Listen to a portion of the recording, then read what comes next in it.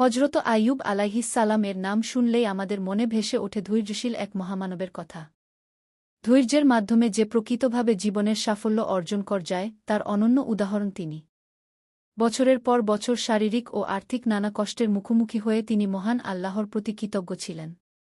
তার ধৈর্যের প্রশংসা পবিত্র কোরআনের সূরা নিসা, সূরা আনাম, সূরা সাদ ও সূরা আম্বিয়ায় এসেছে। ধৈর্যের মাধ্যমে তিনি কষ্টের দিনগুলো পার করে মহান প্রভুর পুরস্কার পেয়েছিলেন। আল্লাহর নবী হজরত আইয়ুব আলাইহিসসালাম ছিলেন ইয়াকুব আলাইহিসসালাম এর বংশধর। তিনি প্রচুর ধনসম্পদের মালিক ছিলেন। তার কোনো অভাব ছিল না। আল্লাহর অনুগ্রহে ভরপুর ছিল তার জীবন। আল্লাহ তাআলা নানা সময়ে বিভিন্নভাবে বান্দার পরীক্ষা নেন। এটাই তার কুদরতি ইচ্ছা। পবিত্র কোরআনে তিনি বলেন, আর আমি অবশ্যই তোমাদেরকে পরীক্ষা করব কিছু ভয়, ক্ষুধা এবং জানমাল ও ফলফলাদির স্বল্পতার মাধ্যমে। আর তুমি ধৈর্যশীলদের সুসংবাদ দাও। একবার তিনি নবী আইয়ুব আলাইহিসসালাম এর পরীক্ষা নিতে চাইলেন। তাকে দুরারোগ্য এক রোগ দিলেন। তার ধন সম্পদ কেড়ে নিলেন। হারিয়ে গেল সন্তানসন্ততি ও বন্ধুবান্ধব। সবাইকে হারিয়ে তিনি একা হয়ে গেলেন। তার পুণ্যবতী স্ত্রী ছিলেন অত্যন্ত স্বামীভক্ত। সারাক্ষণ তিনি স্বামীর সেবা করতেন। শেষে পরিবারের খরচ মেটাতে তিনি মানুষের বাড়িতে কাজ করতেন। এদিকে ধীরে ধীরে আইয়ুব আলাইহিসসালাম এর রোগব্যাধি দুঃখকষ্ট বাড়তে থাকে।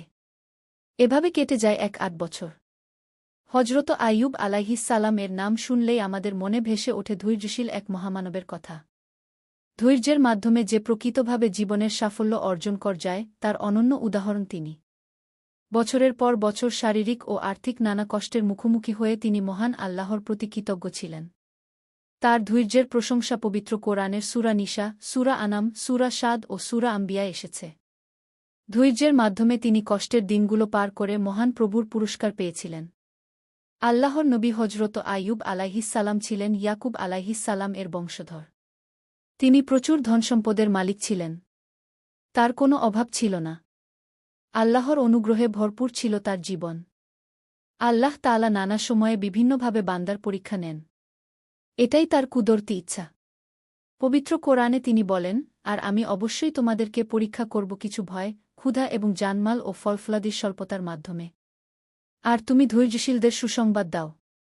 একবার তিনি নবী আইয়ুব আলাইহিসসালাম এর পরীক্ষা নিতে চাইলেন। তাকে দুরারোগ্য এক রোগ দিলেন। তার ধন সম্পদ কেড়ে নিলেন। হারিয়ে গেল সন্তানসন্ততি ও বন্ধুবান্ধব। সবাইকে হারিয়ে তিনি একা হয়ে গেলেন। তার পুণ্যবতী স্ত্রী ছিলেন অত্যন্ত স্বামীভক্ত। সারাক্ষণ তিনি স্বামীর সেবা করতেন। শেষে পরিবারের খরচ মেটাতে তিনি মানুষের বাড়িতে কাজ করতেন। এদিকে ধীরে ধীরে আইয়ুব আলাইহিসসালাম এর রোগব্যাধি দুঃখকষ্ট বাড়তে থাকে। এভাবে কেটে যায় ১-৮ বছর। কঠিন এই সময়ে তিনি সর্বদা আল্লাহকে ডাকতেন। তার জিকির করতেন। তার কাছে প্রার্থনা করতেন। প্রার্থনায় তিনি কোনো অভিযোগ, অনুযোগ করতেন না। ধৈর্যশক্তি বাড়িয়ে দেওয়ার দোয়া করতেন। তার দোয়ার ভাষ্য কোরআনে এভাবে এসেছে, আর স্মরণ করো আইয়ুবকে, যখন সে তার রবকে ডেকেছিল আর বলেছিল, আমি তো দুঃখকষ্টে পড়েছি, দুঃখকষ্ট আমাকে স্পর্শ করেছে, আর আপনি তো সর্বশ্রেষ্ঠ দয়ালু। তিনি হজরত আইয়ুব আলাইহিসসালাম এর ধৈর্য দেখে খুশি হন। পবিত্র কোরআনে সে কথা এসেছে এভাবে, আমি আল্লাহ তাকে ধৈর্যশীল হিসেবে পেয়েছি।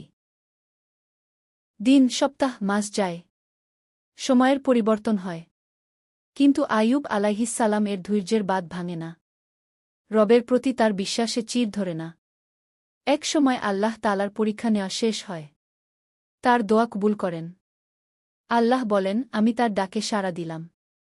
আর তার যত দুঃখকষ্ট ছিল তা দূর করে দিলাম এবং তার পরিবার পরিজন তাকে দিয়ে দিলাম। তাদের সঙ্গে তাদের মতো আরও দিলাম আমার পক্ষ থেকে রহমত এবং ইবাদতকারীদের জন্য উপদেশস্বরূপ। অন্য আয়াতে আল্লাহ বলেন, আমি তাকে বললাম, তুমি তোমার পা দিয়ে ভূমিতে আঘাত করো। ফলে পানি নির্গত হল এবং দেখা গেল যে এটি গোসলের জন্য ঠান্ডা পানি ও পানের জন্য উত্তম পানীয়। ওই বরকতের পানি দিয়ে আইয়ুব আলাইহিসসালাম গোসল করে সুস্থ হয়ে যান। একে একে সম্পদ ফিরে পান এবং সন্তান লাভ করেন। হজরত আইয়ুব আলাইহিসসালাম এর ঘটনায় আমাদের জন্য রয়েছে বিপদাপদে ধৈর্য ধরে অবিচল থাকার শিক্ষা।